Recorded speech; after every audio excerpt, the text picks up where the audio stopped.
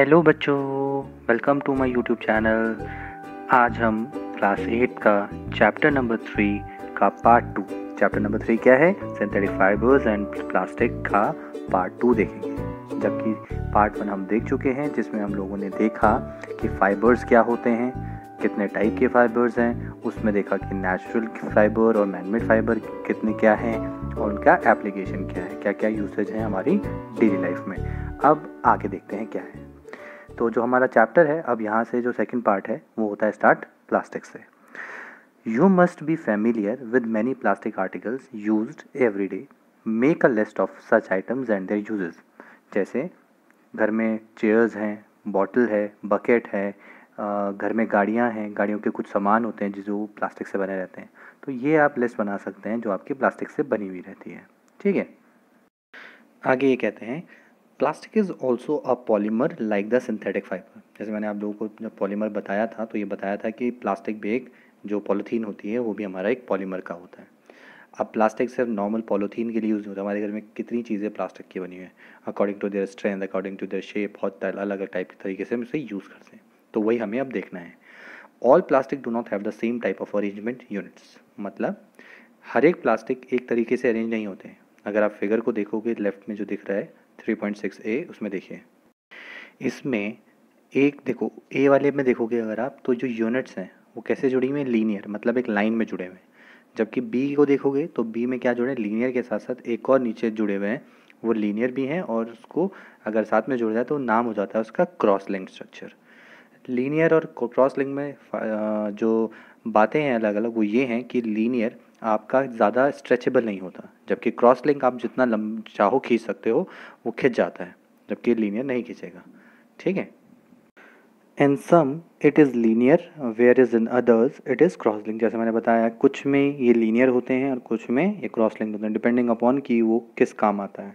ठीक है, plastic articles are available in all possible shapes and size as you can see in figure 3.7।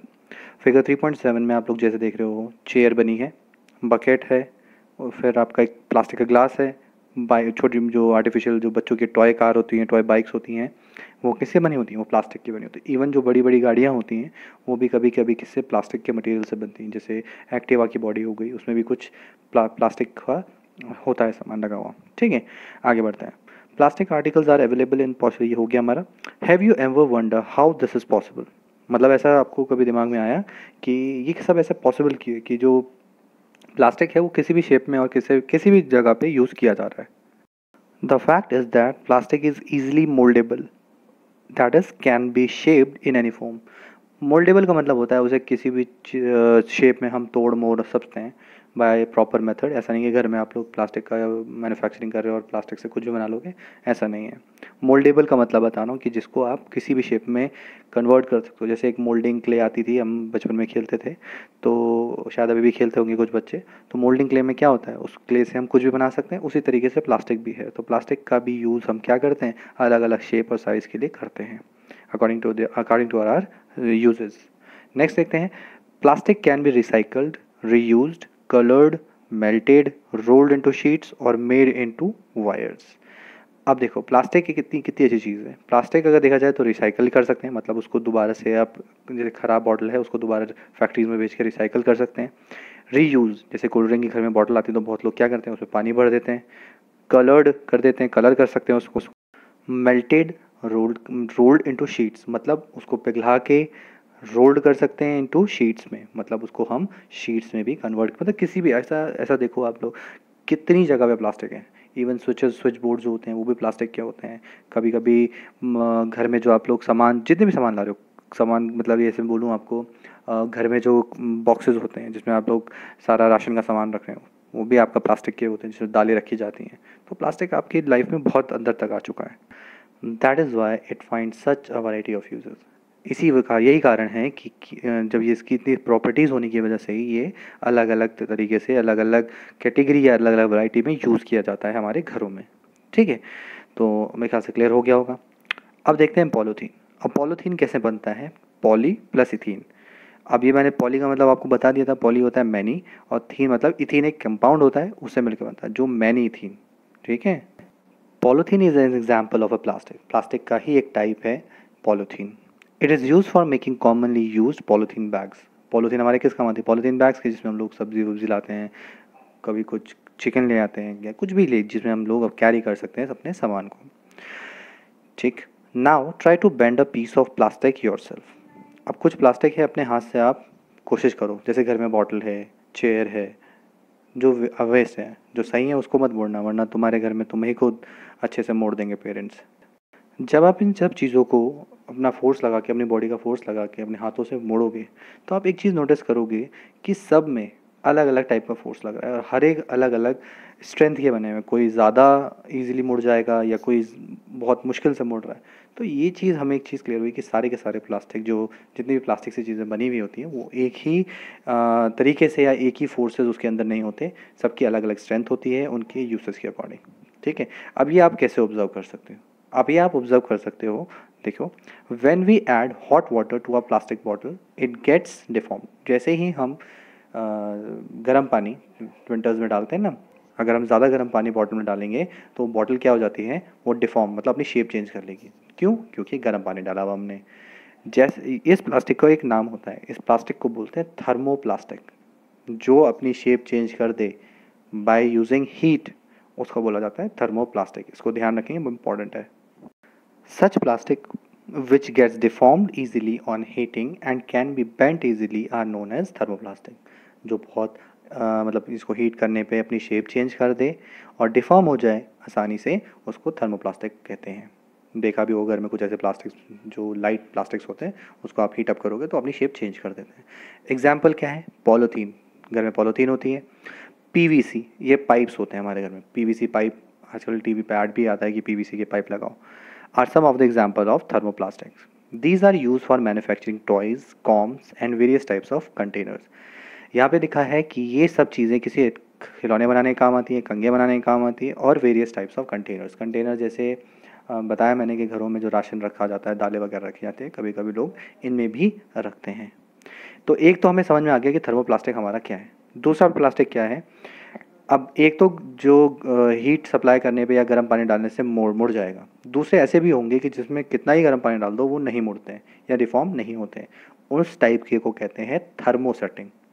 Thermosetting, ये याद रखना, set word से याद रखना, जो टेम्परेचर से जिस पे कुछ भी असर नहीं होता। तो रीड कर देते हैं। On the other hand there are some plastic which when moulded once one not be softened by heating. मतलब एक बार जो उसने शेप बना दी, वो दोबारा उस शेप को आप चेंज नहीं कर सकते। जैसे घर की प्लास्टिक की हमारी चेयर्स होती हैं, ठीक है, उसको आप कितना हीट कर दो, वो लिक्विफाई, वो एक मेल्ट कर जाएगी, बट कभी अपनी शेप नहीं चेंज करेगी। उसी तरीके से आगे बढ़ता हूँ, फिर बताता हूँ आपको। Two examples are Bakelite and melamine. अब बेकेलाइट और मेलामाइन हमारे होते हैं घर में, जो कुकर का हैंडल होता है वो बेकेलाइट का बना होता है। टीवी के जो हमारे कैबिनेट्स होते हैं, जो आउटर कवरिंग देखते हो ना, ब्लैक, वो भी हमारे किसके? बेकेलाइट के बने होते हैं। और मेलामाइन मेलामाइन का यूज़ करते हैं हम स्विच बोर्ड बनाने में। तो यहाँ पे ही ये लिखा होगा, देखो, bakelite is a poor conductor of heat and electricity. It is use for making electric switches, handles of various utensil etcetera. जैसे मैंने बता दिया कि ये हैंडल्स के यूटेंसिल्स जो होते हैं, खाना बनाने वाले जो बर्तन होते हैं, उसके हैंडल्स में काम आते हैं। Melamine is versatile material. It resists fire and can tolerate heat better than other plastic. Other plastic से ज़्यादा ये heat resist कर सकता है without any deformation। ठीक है। It is used for making floor tiles, kitchenwares and fabrics which resist fire। Tiles में भी यूज़ किया जाता है इसकी, कुछ परसेंट टाइल्स में डाला जाता है, ठीक है। और किचनवेयर, मतलब खाने के जो बर्तन होंगे, किचन के बर्तनों में यूज़ किया जाएगा। और ऐसे कुछ कपड़े जो रेजिस्ट करते हैं फायर। अब प्लास्टिक तो जैसे हमने देखा था कि नायलॉन के कपड़े तो वो, या सिंथेटिक फाइबर के कपड़े हमारे जैसे बॉडी से चिपक जाते हैं, तो ये क्या करते हैं, ये बॉडी से नहीं चिपकेंगे।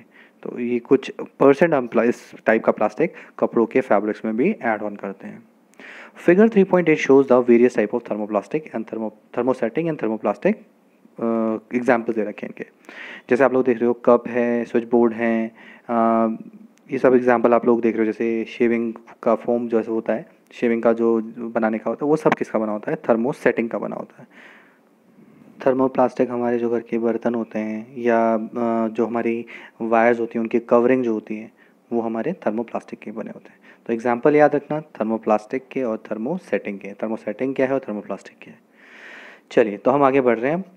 Plastic as material of choice मतलब क्या है? प्लास्टिक हमारा जो हमारी जो रिक्वायरमेंट है उसके अकॉर्डिंग हमने उसको मतलब अपने अकॉर्डिंग बनाया गया है उसको, हमारे अकॉर्डिंग के लिए या हमारी रिक्वायरमेंट पे वो खरा उतरा है। कैसे? Today if we think of storing a food item, water, milk, pickle, dry food etcetera, plastic container seems most convenient. अगर हमको दूध, पानी, अचार या कोई भी ऐसा खाना जमा करना होता है या कहीं से लाना होता है तो हम क्या करते हैं? हम प्लास्टिक की ही कंटेनर में रखते हैं, प्लास्टिक की पॉलीथीन में रखेंगे। अब ऐसा क्यों करते हैं? This is because of their light weight, lower price, good strength and easily handling. सबसे अच्छी चीज़ सस्ता है, उसको हैंडल करना आसान है और ईजिली अवेलेबल होता है। Being lighter as compare to metals, plastic are used in cars, aircraft, spacecraft to.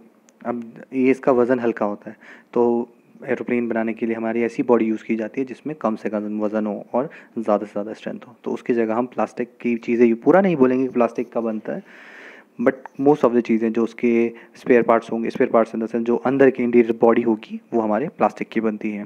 Cars में कुछ जो सिस्टम जो होगा वो भी हमारा प्लास्टिक का बना होगा और इवन एयरक्राफ्ट्स में भी कुछ सामान जो होंगे वो भी हमारे प्लास्टिक से बने होंगे। एयरक्राफ्ट, स्पेस क्राफ्ट की बात कर रहे हैं, स्पेस क्राफ्ट जिसमें जो स्पेस में जाते हैं तो वो भी कुछ सामान ऐसे होते हैं जो प्लास्टिक के बने रहते हैं।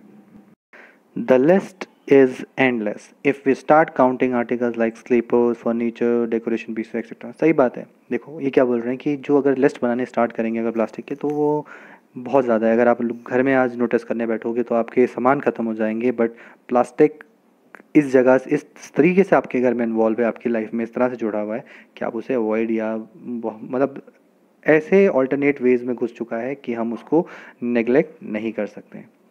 Now let us discuss the characteristic property of plastic. अब प्लास्टिक की कुछ प्रॉपर्टीज़ डिस्कस करते हैं कि वो हमारी लाइफ या हम उसको इतना यूज़ क्यों करते हैं जबकि इतना हार्मफुल है एनवायरनमेंट के लिए, फिर भी हम उसे क्यों यूज़ कर रहे हैं। तो चलिए देखते हैं। Plastic is non reactive. You know that metals like iron get rusted when left exposed to moisture and air, but plastic do not react with water and air. They are not corroded easily. That's why they are used to store various kinds of material including many chemicals. अब देखो, अगर कोई metal, जैसे मैं iron की बात करूँ तो आयरन के बर्तन में अगर कोई सामान रखोगे तो अगर वो over a period of time, बारिश पड़ रही है, धूप लग रही है, तो क्या होगा, उसमें जंग लगने लगेगा। जबकि प्लास्टिक में ऐसा नहीं होता। प्लास्टिक में कोई भी चीज़ रख दो उसमें जंग नहीं लगता, ठीक है। इसीलिए दवाइयाँ वगैरह हमेशा प्लास्टिक्स में आती हैं। प्लास्टिक के देखे होंगे अलग अलग छोटे छोटे पैकेट्स होते हैं, उसमें हम प्लास्टिक में ही रखा जाता है, ना ही किसी और मटेरियल में यूज़ कर सकते हैं। तो ये चीज़ आपको ध्यान रखनी है कि अगर क्वेश्चन पूछते हैं कि प्लास्टिक में ही मेडिसिन क्यों रखी जाती है, तो रीज़न ये है कि वो बहुत कम रिएक्टिव, मतलब लेस रिएक्टिव, मतलब रिएक्ट करता ही नहीं है। तो जो मेडिसिन आपने फैक्ट्री से बन के आई है वही आपको मिलेगी। ऐसा नहीं है कि वो रस्ट या जंक लग के कुछ और मिल जाएगा आपको और आपको आपकी बॉडी में ही जाके वो आपको हार्म करेगा, ठीक है। अब नेक्स्ट देखते हैं। नेक्स्ट कैरेक्टरिस्टिक क्या है? Plastic is light, strong and durable. Heading से समझ में आ गया कि यहाँ पे प्लास्टिक के बोल रहे हैं कि वो हल्का होता है, मजबूत होता है और ड्यूरेबल मतलब चलने वाला होता है। ये नहीं कि आज प्लास्टिक का कोई सामान रखा कल टूट जाएगा, चलता है। टॉक टू योर पेरेंट्स और grand parents about the type of buckets that were use in the past. मतलब अपने घर में आप लोग अपने पेरेंट्स से या दादा दादी से पूछें कि वो पुराने टाइम में किस तरीके की बाल्टियाँ यूज़ करते थे। अब वो बोलेंगे कि लोहे की यूज़ करते थे और कोई मटेरियल तो यूज़ हुआ नहीं है। तो उसी के बारे में देखते हैं क्या है। What is the material of the bucket और mugs you are using today? What are the advantage of using a plastic container? अगर वो आयरन की बकेट्स यूज़ करें तो आयरन का बकेट का अगर आप उसमें, तो वैसे ही इतना वेट होता है, उसमें पानी डाल देंगे तो और कितना ज़्यादा वज़न हो जाएगा। चलो वज़न ही छोड़ो, दूसरी चीज़ अगर वो आयरन की है तो over a period of time उसमें क्या होगा, जंग लगेगा और जंग लग के वो ख़राब हो जाएगी। तो ड्यूरेबल तो नहीं है, स्ट्रॉन्ग, और उसका लाइट वेट भी नहीं है। तो इस चीज़ का हमने ध्यान रखना है कि जो भी सामान हम यूज़ कर रहे हैं, सबसे बड़ी चीज़ तो वो ड्यूरेबल होनी चाहिए, स्ट्रॉन्ग होनी चाहिए और लाइट वेटेड होनी चाहिए। घर में हम यही कोशिश करते हैं ना कि जो भी चीज़ लाएँ वो हल्की हो, ऐसा नहीं हो कि भारी हो। हल्की हो ये नहीं कि वो वीक भी हो, हल्के के साथ साथ वो स्ट्रॉन्ग भी हो। तो प्लास्टिक ने ये हमारी कमी पूरी करी है। Since plastic is very light, strong, durable and can be molded into different shapes and sizes, it is used for various purposes. जैसा कि हमने पीछे देखा था कि प्लास्टिक क्या होता है, किसी भी शेप में मुड़ जाता है, स्ट्रॉन्ग है, लाइट है और ड्यूरेबल है। इसी वजह से वो उसके वेरियस पर्पसेस हैं। अब कोई चीज़ हमारे लिए इतने फ़ायदेमंद है तो उसका यूज़ तो हम करेंगे ना। अब एक तो सबसे बड़ा डिसएडवांटेज ये है कि ये इको फ्रेंडली नहीं होता है, इसीलिए हम इसका यूसेज जो है कम से कम करने की कोशिश कर रहे हैं, और यही सबसे बड़ा डिसएडवांटेज है इसका। बाकी कोई डिसएडवांटेज नहीं है इसमें एज़ कम्पेयर टू, अगर आप यूज़ करने पे आओगे तो बाकियों के कंपैरिजन में plastic is one of the most usable thing. ठीक है, तो आगे बढ़ते हैं। They are widely use in industry and for household article. ये इंडस्ट्री में और घरों में पूरी तरीके से यूज़ किया जाता है। ठीक है, तो आप लोग इसकी लिस्ट बनाएंगे और फिर मुझे बताएंगे कि इस लिस्ट में आप लोगों के घर में क्या क्या आप लोगों को प्लास्टिक का सामान दिखता है। Make a list of different kind of plastic container that you use in daily life. ठीक है, तो ये यहाँ पे भी इन्होंने बोल दिया बुक में कि आपको क्या करनी है, एक लिस्ट बनानी है प्लास्टिक कंटेनर्स की या प्लास्टिक के सामान की, और वो मुझे आप लोग बताएंगे। ठीक, तो चलिए आगे देखते हैं। Plastics are poor conductors. अब ये पुअर कंडक्टर का मतलब क्या है? मतलब ये है कि इसमें इलेक्ट्रिसिटी पास नहीं होगी। किसी को अगर करंट लग रहा है ना, तो अगर आप उस पर प्लास्टिक का कोई सामान से कुछ छुड़ाओगे तो वो छूट जाएगा। ठीक है, यही कारण है जितने भी हमारे स्विचेस हुए हैं वो है सब प्लास्टिक से बनते हैं। तो देखते हैं इसमें क्या बोल रहा है। You have learned about the plastics are poor conductor of heat and electricity, that is why electric wires have plastic covering. जो इलेक्ट्रिक वायर्स होती हैं उस पर प्लास्टिक की कवरिंग की जाती है। And handles of screw drivers जो होते हैं उनके हैंडल भी इवन प्लास्टिक के बने होते हैं। As mentioned above, handles of frying pans also made of plastic. जैसे मैंने बताया बेकेलाइट के बने होते हैं, तो प्लास्टिक भी बेकेलाइट भी एक टाइप का प्लास्टिक ही है। ठीक, अब ये हम लोग ऑरेंज बॉक्स का जो है इससे पढ़ लेते हैं। Did you know plastic find extensive use in the health care industry. Plastic का यूज़ हमारी हेल्थ इंडस्ट्री में बहुत ज़्यादा स्तर पे होता है। वो कैसे होता है देखते हैं। Some example of their use are the packaging of tablets, thread used for stitching wounds, syringes, doctor gloves, and number of medical instrument। आप कभी भी केमिस्ट शॉप पे चले जाओ या किसी हॉस्पिटल में आप अगर देखोगे तो जो भी उसके अंदर जो भी आप सामान केमिकल्स आ रहे हैं या जो भी दवाइयाँ आ रही हैं वो सब प्लास्टिक कंटेनर्स में या प्लास्टिक की पॉलीथीन के अंदर आती हैं। तो ये चीज़ आप लोग देखो कि प्लास्टिक कितना ज़्यादा ज़रूरी है। हम अवॉइड करके भी अवॉइड नहीं कर सकते, बट अपनी तरफ से हम कोशिश करते हैं कि प्लास्टिक का मिनिमम यूज़ करें। सेकेंड पॉइंट है plastic special plastic cookware is use in the microwave oven for cooking food. अब खाना बनाने के लिए जो घर में ओवन होता है, माइक्रोवेव होता है, उसमें क्या होता है एक स्पेशल टाइप के बर्तन चलते हैं जो सिर्फ उसमें ही चलेंगे। अगर आप नॉर्मल यूज़ करोगे, नॉर्मल अगर गैस पर रख दोगे तो मुड़ जाएंगे या ख़राब हो जाएंगे। In microwave oven the heat cooks the food by does not effect the plastic vessel. जो हीट उसमें यूज़ हो रही है या जो हीट उसमें चल रही है जिसकी वजह से खाना गर्म हो रहा है, वो प्लास्टिक को विदाउट एनी हर्ट किए उसे उसमें खाना गर्म कर देता है या खाना पका देता है। ठीक, नेक्स्ट देख रहे हैं। Next point, Teflon is a special plastic on which oil and water do not stick. It is use for non stick coating on cookwares. अब जो घर में हमारे नॉन स्टिक कुकवेयर्स होते हैं उस पर टेफ्लॉन की कोटिंग होती है। अब टेफ्लॉन हमारा ऐसे यूज़ किया जाता है जहाँ पे जिसको चीज़ें उस पर चिपके ना। जैसे गाड़ियों में भी हम टेफ्लॉन की कोटिंग या टेफ्लॉन की एक लेयर चढ़ाते हैं ताकि उस पर डस्ट चिपके ना। ठीक है, तो टेफ्लॉन आप मेरे ख्याल से क्लियर हो गया होगा। फोर्थ पॉइंट है fire proof plastics. Although synthetic fiber catches fire easily, it is interesting to know that uniforms of firemen have coating of melamine plastic to make them flame resistant। अब जैसे मैंने देखा था synthetic fibre के कपड़े दिवाली पे नहीं पहनने चाहिए। मैंने जैसे बताया था क्यों नहीं पहनने चाहिए, क्योंकि बॉडी से चिपक जाते हैं।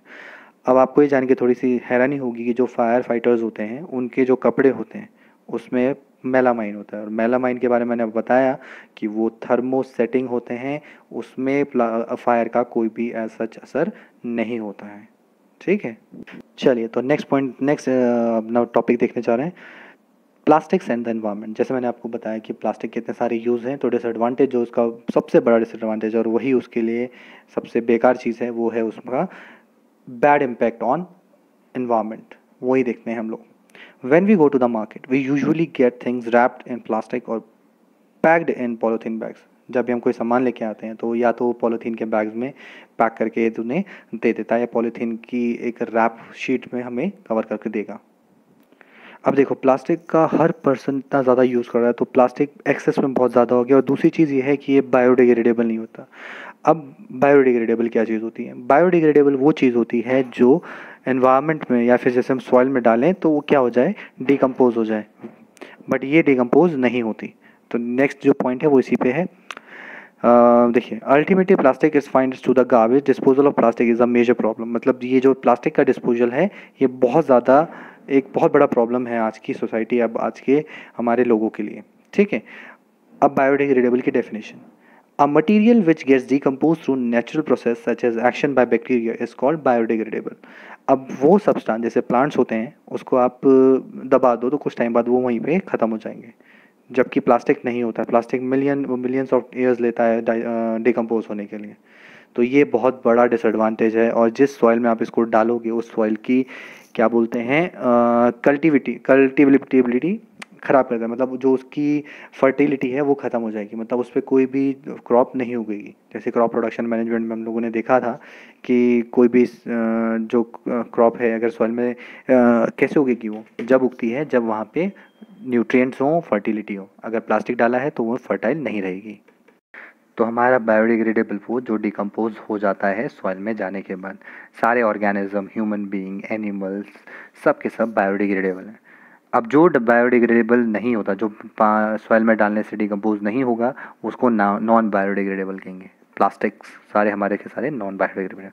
तो ये जो टेबल आप लोगों के देख रहे हो 3.3, इसमें सब के सब आपको समझ में आ जाएगा कि कौन सा बायोडिग्रेडेबल है और कौन सा नॉन बायोडिग्रेडेबल है। ऊपर से यहाँ पे एक और चीज़ दी है जो बहुत अच्छी चीज़ दे रखी है, वो कि कितना टाइम लेगा वो ख़त्म होने, वो डिकम्पोज होने में। ठीक है, तो पील ऑफ वेजिटेबल एंड फ्रूट्स 1 से 2 हफ्ता लेता है, इट मीन्स वो बायोडिग्रेडेबल है। पेपर 10 से 30 दिन लेगा डिकम्पोज होने के लिए। कॉटन क्लोथ 2 से 5 महीने लेगा उसको डिकम्पोज होने में, बायोडिग्रेडेबल है वो भी। वुड भी बायोडिग्रेडेबल होती है, 10 से 15 साल लेगी बट ख़त्म हो जाएगी। वुलन क्लोथ 1 साल में ख़त्म हो जाते हैं, बायोडिग्रेडेबल है। Tin, aluminium and other metal cans non biodegradable होते हैं। जितने मेटल्स होते हैं वो बायोडिग्रेडेबल होते हैं, बट 10 से 500 100 से 500 साल लेते हैं। उसी तरीके से प्लास्टिक बैग भी बहुत, मतलब उसका कोई काउंट नहीं है, जब तक कोई बचता ही नहीं उसको मेजर करने के लिए कितना टाइम लगा। तो मेरे ख्याल से अब बायोडिग्रेडेबल और नॉन बायोडिग्रेडेबल में आपको थोड़ा बहुत डिफरेंस समझ में आया होगा। नहीं आया तो मुझे कमेंट सेक्शन में बताएं, मैं और अच्छे से समझाने की कोशिश करूँगा। ठीक है।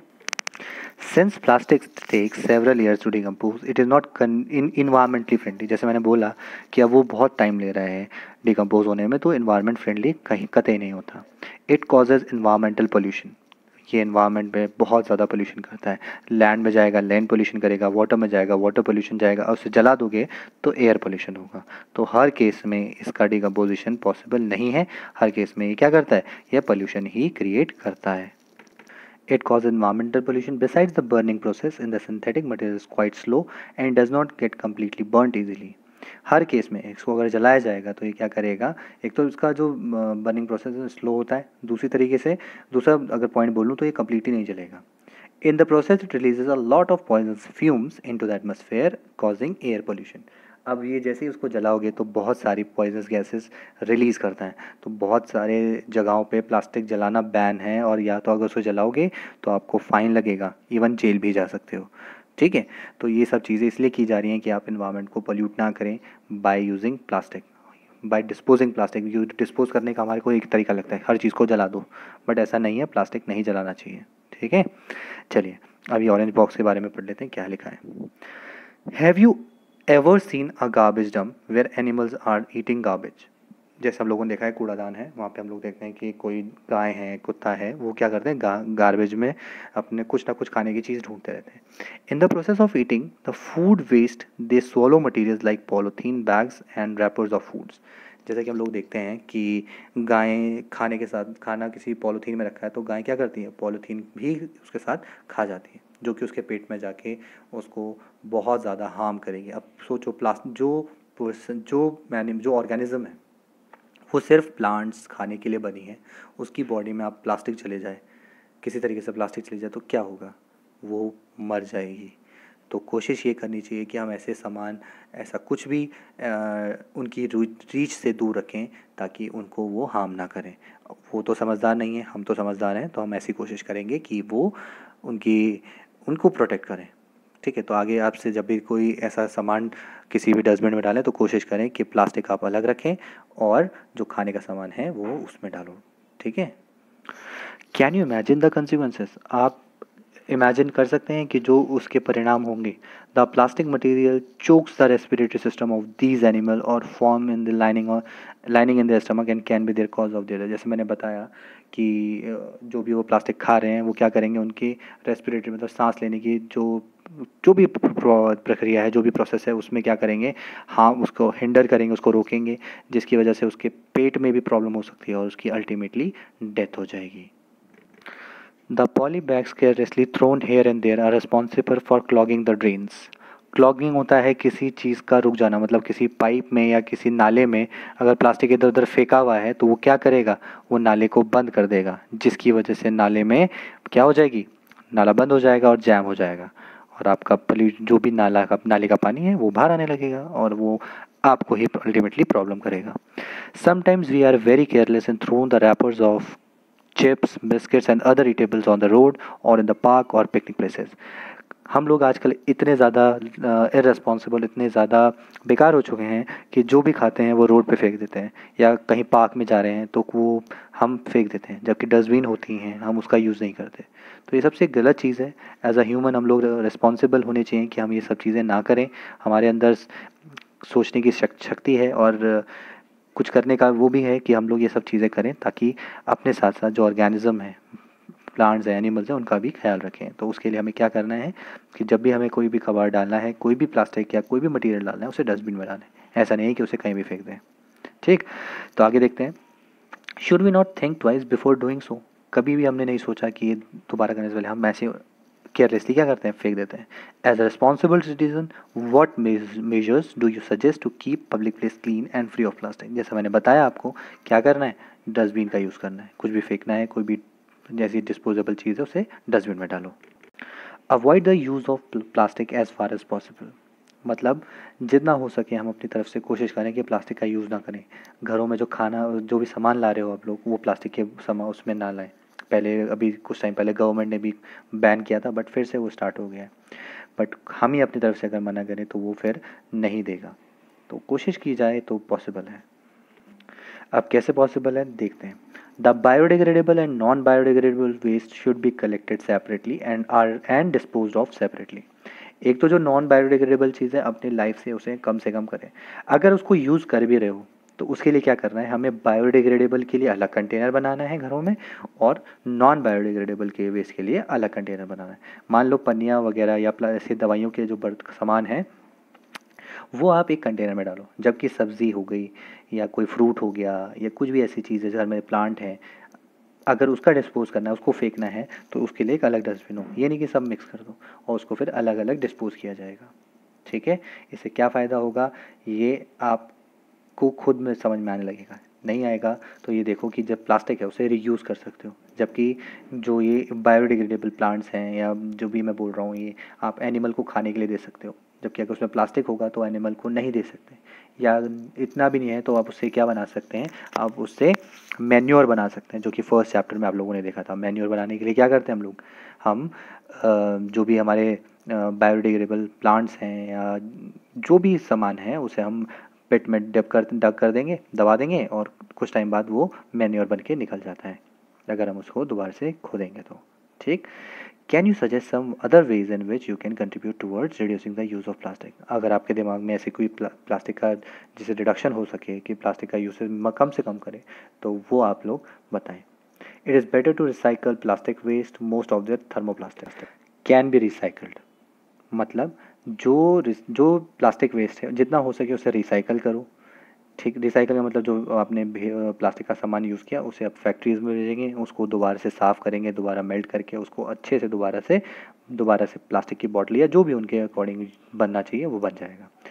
ठीक है, अब ऐसे आइटम्स की आपको लिस्ट बनानी है जो रिसाइकल हो सकते हैं। However during recycle certain colouring agents are also added. मतलब जब रिसाइकल किया जाता है तो उसमें अलग अलग कलर्स भी डाले जाते हैं ताकि जो पुराना डस्ट है या पुराना कलर है वो उसमें ना दिखे।